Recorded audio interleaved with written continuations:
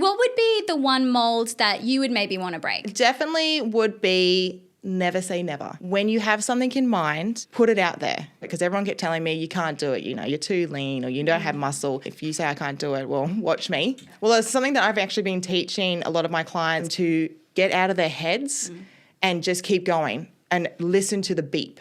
Getting out of your head is probably the hardest thing you will ever do. Welcome back, Physikal ladies. We are here for yet another podcast episode, and I am so excited because today we have yet another incredible guest. We have the amazing Liv. So Liv is many things, but a few of the things that we might be touching on today about Liv: she's a vegan, she's a PT, she's a bodybuilding competitor, she's a Venom Protein ambassador, but most of all, you're just a vibe of a human. Welcome, Liv. Thank you. That was a really good introduction. I really loved that. I spent a second on it. Good. I love that. First and foremost, I'm keen to dive into how being a vegan impacts your health and fitness journey. Give us the details. Yes. So, many vegans out there, and there's actually a surprisingly amount of vegan bodybuilders too. And I thought, you know, I was cream of the crop, you know, it was different to everyone else. No, there's a lot of other vegans out there. The one difficulty that we find is muscle growth. So being a vegan, you're getting your natural sources of food, of protein. That actually was kind of hard. So you have a lot of protein powder. You have to make sure that you get the right vitamins that you wouldn't get from, you know, meat sources and such like that. So learning that was difficult. Yeah, definitely. That's a really good point that you make about the vitamins and the other essential nutrients as well. I've actually had a friend who is not in bodybuilding or like not in bodybuilding. No, not yet. No.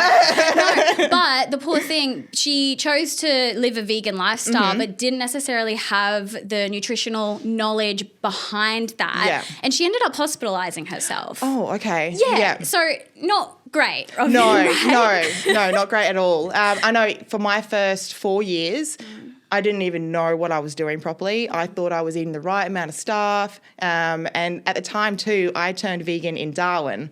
So probably not the best place to turn vegan. But when I did, you know, there wasn't that much vegan stuff out there, not much knowledge about food, anything really. So I was kind of like, oh, you know, spinach, that's got protein in it. Kidney beans, you know, nuts, I can have some nuts, you know, and I was trying to figure out where I was going with that. But I worked out later on when I started bodybuilding that I actually wasn't getting that much protein. So I was only getting like 40 grams of protein a day, if that, which is like nothing. No. Especially if you wanted to build muscle.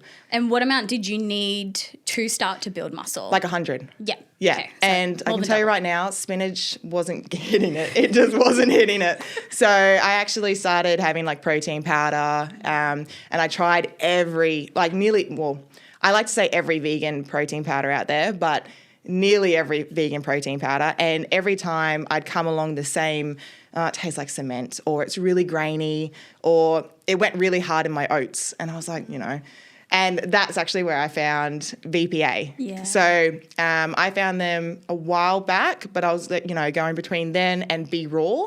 Okay. It was just whatever I could find at that time. And then, you know, I met my gym crush and and she actually worked for VPA. So I was like, okay, well, I'm on the VPA bandwagon now. Like, this is all it is, you know, all in for VPA. That's where I'm going to get my protein sources from. And the coach at the time too, absolutely beautiful coach. Her name is Ash Conroy. She, absolutely lovely. I loved her so much, still love her. And we were trying to figure out how to build muscle through the vegan way. And then started this year, I started training with Caitlin from Plant Forge. Amazing.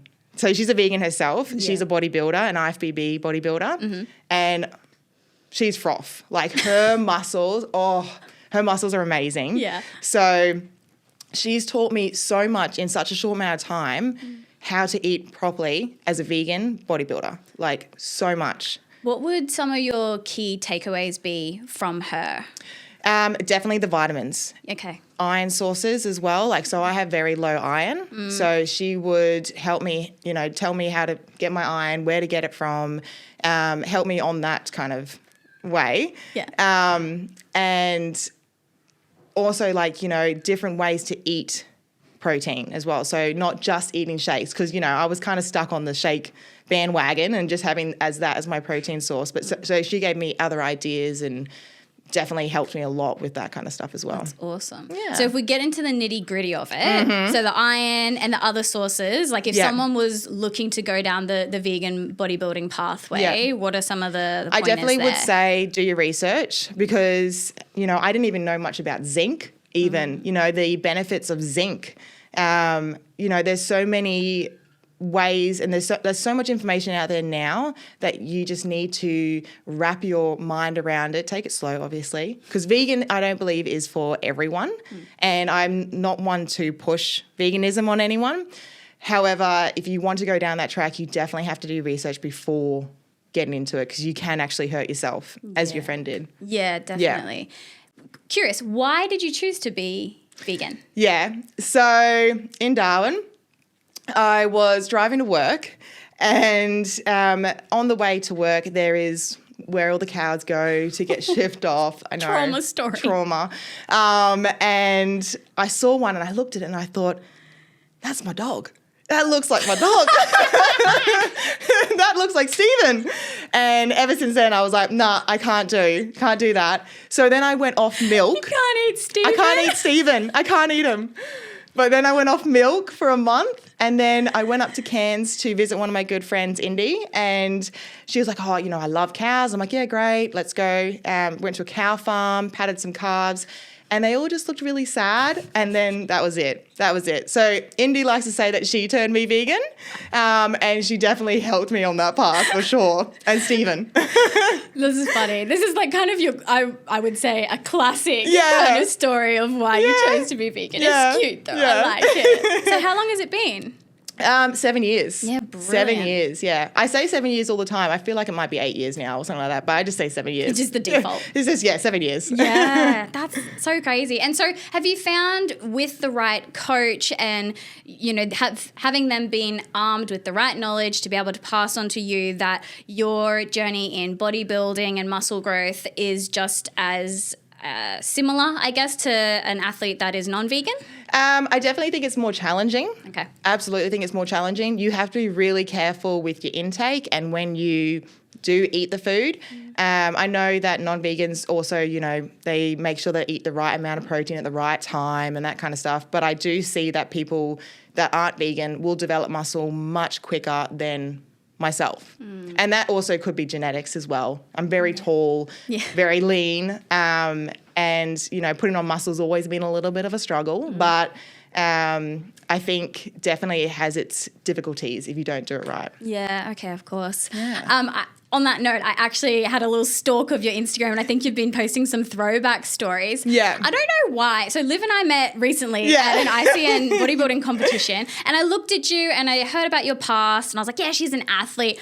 For some reason, I just assumed your frame would have always been filled out as it has been, but not so much. No. You were a bit little. Yeah, I was tiny. I was like a baby Liv.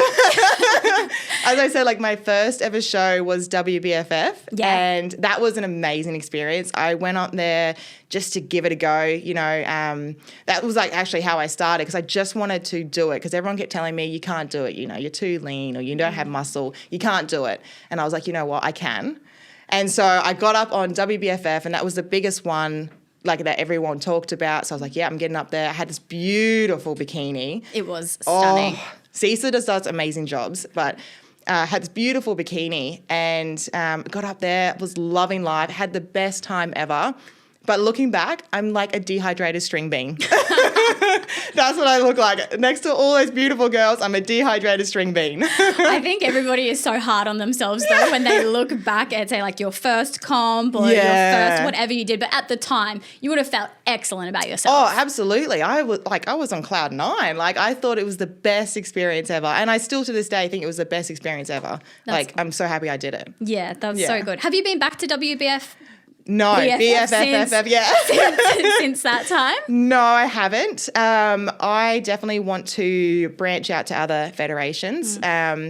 I like the natural federations, obviously, because I'm competing against like-minded people, like-body people, you know, so I have more of a competitive edge with them. But my coach did also say something about IFBB.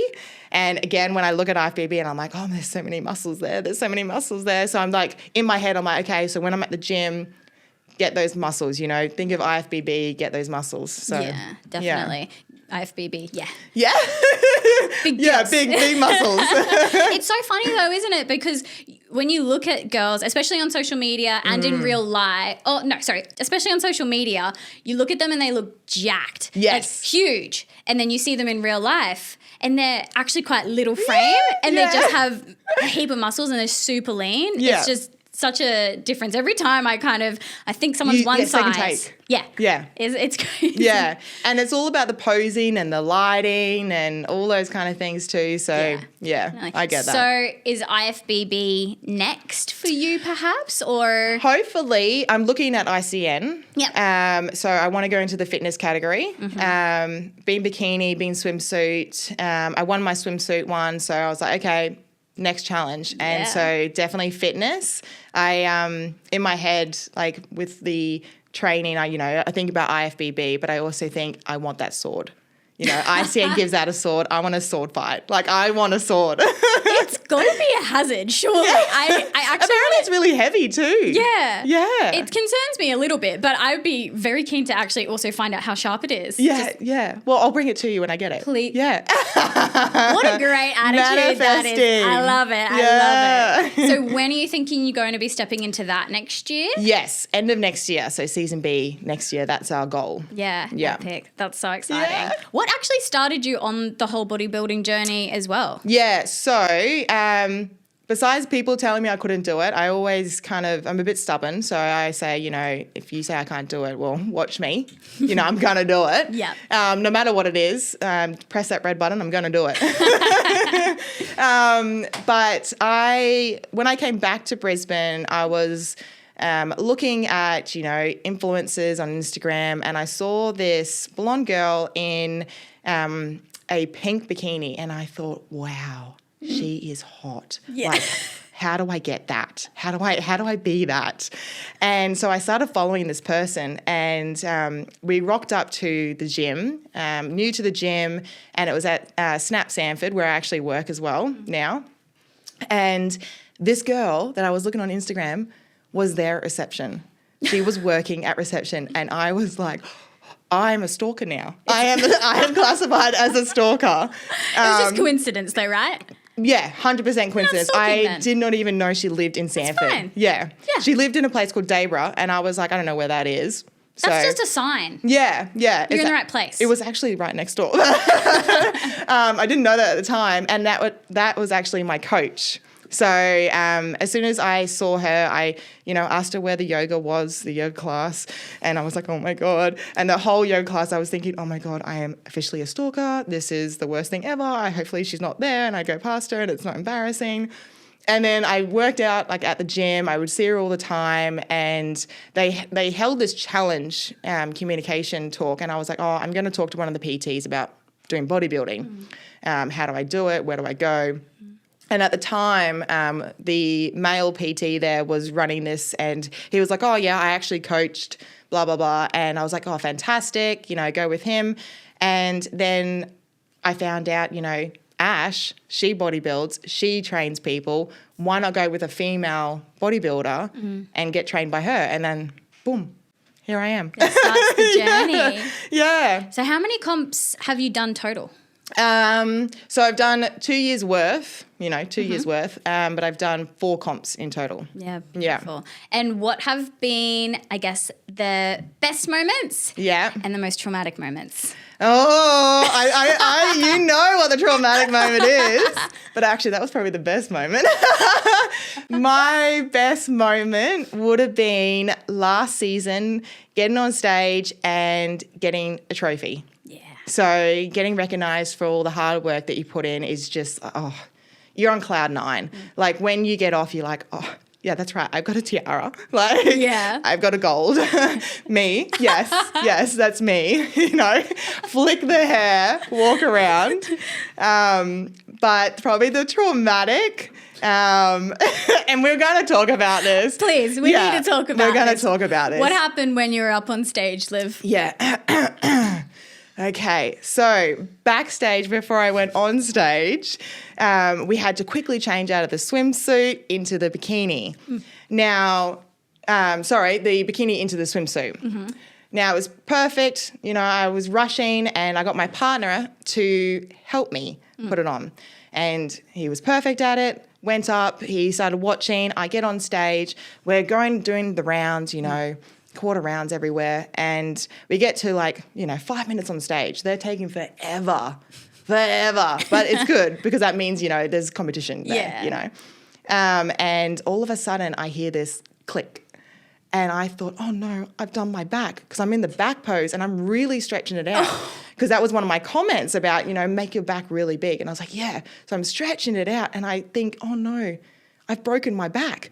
But no, at the time of breaking my back, it wasn't. It was a slide down of one piece and then another piece just flops out and tits are out. Tits are out. Tits are out. For everybody to see? No, thank gosh. Because you're in the back pose. I was in the back pose. So the poor men that were lining up to go next saw the whole thing.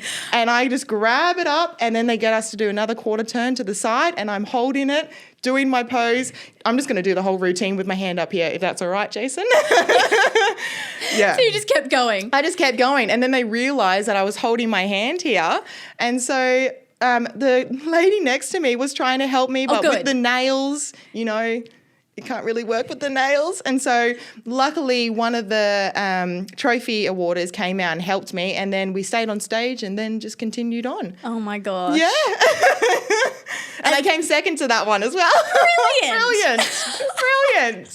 I don't think it could have happened to a better person though. I was like, just roll with the punches, Liv, just get it. Yeah, and that actually happened recently. I don't want to concern people in thinking that this happens regularly, but I did see another one of the Physikal community actually her bikini popped on stage at ICN recently, but I mean it's all well and good, right? People try to help you at least, so it's really like ICN is the most friendliest people ever. Like everyone is there to help you. There's never even the competitors, people that you are versing, you're up on stage with, that girl helping me, it's amazing, the community there. I think that's the thing that also people don't really talk about too much in bodybuilding, right? We think of it as a huge competition, which it is, but ultimately I think everybody has been through the same trials throughout prep in itself, and so getting to stage is kind of one of those moments where you can kind of all soak it up together. Yeah. And there's always going to be, the one person who is just in their own zone or, they ego is higher than anything else, but that's everywhere. Yeah. That is everywhere you go. So, but the most of it, everyone's there to help each other. Everyone's there to support each other. Everyone's screaming for each other. I mean, some even competitors come out to watch the other ones, just before their own one, It's crazy. It's an awesome day. Yeah. Let's change it up. Yeah. I want to talk about you as a PT. Mm-hmm. I want to know, what is something that just grinds your gears? What is the worst thing that a client could do as a PT, and what makes the best client? Yes. Okay. So we'll go with the best client. It's someone who, and I know it's out there everywhere in social media at the moment, but coachable. So someone who says, yes, sir, how many kind of thing, they're there, they've got their goals in mind, they're pushing all their limits, they're training to failure, someone who is just soaking up all the knowledge that you give them as well, and, following procedure. But that's not everyone. It's more so that 1% person. Yeah. And probably the grinding the gears. Oh, look, nothing really phases me too much. You are very nice. I'm way too used to it too because I've done it all. Yeah. I've kind of pushed a little bit, and if you give me some rope, I'm going to take the whole thing. So I don't know. It's more so someone who, you know, thinks that they can't learn anymore, you know. There is so much to learn out there. I'm still learning, and I'm learning from my clients. You know, something that might work perfectly for one client won't work for the next one, you know. So learning how to also talk to them and communicate with them. I am definitely a hype coach. I'm not going to yell at you. I do, and I have been doing this, and I'm sorry to some of my clients. I have been telling them just 2 more reps, you know. Oh no. I'm so sorry. That kills me. I know I'm not normally that PT, but you know, if I see it and I go, you know, you're not going to failure, 2 more. Just give me 2 more. They love it at the end.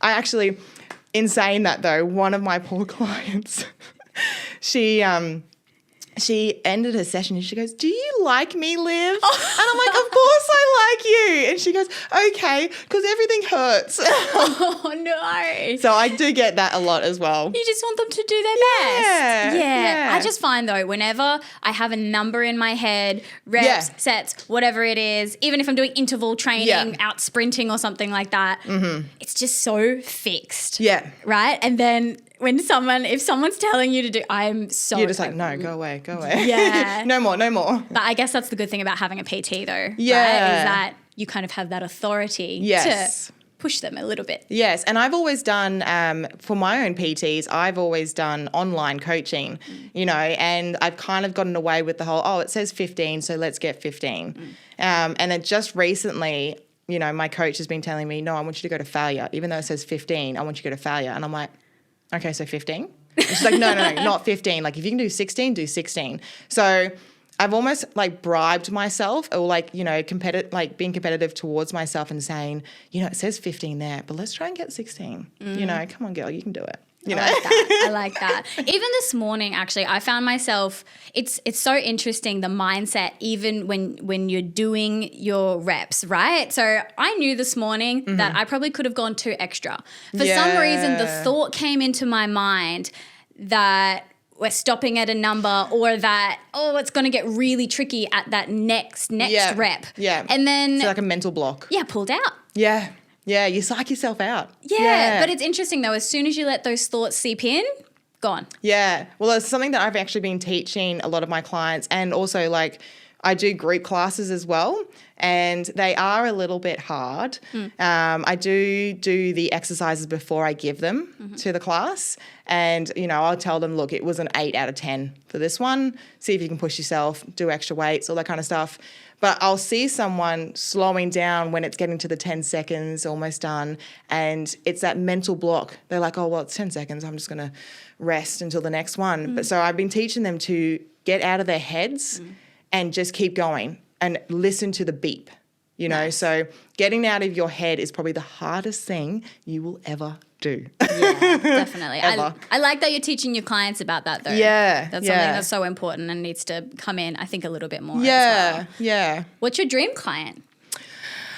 A bodybuilder. A bodybuilder? A bodybuilder. Okay. I really want to coach a bodybuilder, you know. That's obviously my dream, you know, and that's why I got into personal training, because I was like, there's got to be more people like me that want to be trained, that want to go on stage. So it's always been a passion, and a few of my clients I've always gone, but not yet. You don't want to do bodybuilding yet.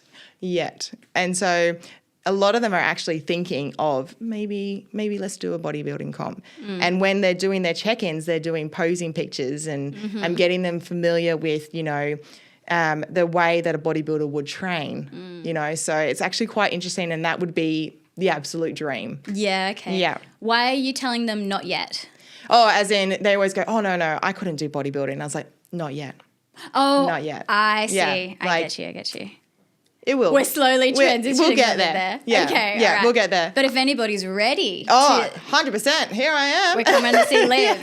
Yeah, see Liv. Yeah, I love it. I'll be nice, I promise. As she rolls her eyes. No, that's awesome. Okay, so it's something I want to dive into that I always kind of ask all of my guests on Physikal. There's a lot of, I guess, stigma in the fitness industry, negative things that are happening, and the brand essentially is all about breaking the mold. Yes. Okay. And so some of the past, guests that we've had on have wanted to break the mold that you can't eat yummy food as a part of dieting or eat the yummy food. Eat all the food. Yeah. So what would be the one mold that you would maybe want to break? There's so many. Definitely would be never say never. So when you have something in mind, put it out there, So don't let other people come in with their comments or opinions. The peanut gallery can sit at the back. Let whatever you want to do, push it. Go for it. Because otherwise, you're living someone else's dream. You're not living your dream. So definitely don't let anyone stamp on your parade. And that is definitely a big thing around everywhere. It's one thing that a lot of my clients, they say, oh, this is my goal, but, I've got this and this and this, and I have to do this and this for this person. And I'm like, well, it's your goal though. Don't let them come down on what you want to do. Yeah. So definitely break that. I love that. Yeah. All right. So if people want to find you, want to connect with you, want to start their bodybuilding journey with you. Yes. Where can they find you? So Instagram, definitely. It's the biggest platform out there at the moment. I mean, you got Threads and all that kind of stuff. But Instagram, so live_PT. Just say hi, we'll have a chat, and then we'll get the ball rolling. I love that. That's perfect. I do have a little gift for you. Oh, no way. If you'd like. Yeah, I would love. It's just there. Oh. The top one. Oh. Mr. Producer's looking at me like, what? Who? I had it prepared. Oh, my gosh. That is for you, lovely. Is this what I think it is? I don't know. What do you think it is? The top? Yeah. Yeah. It's a little tank top. Sorry.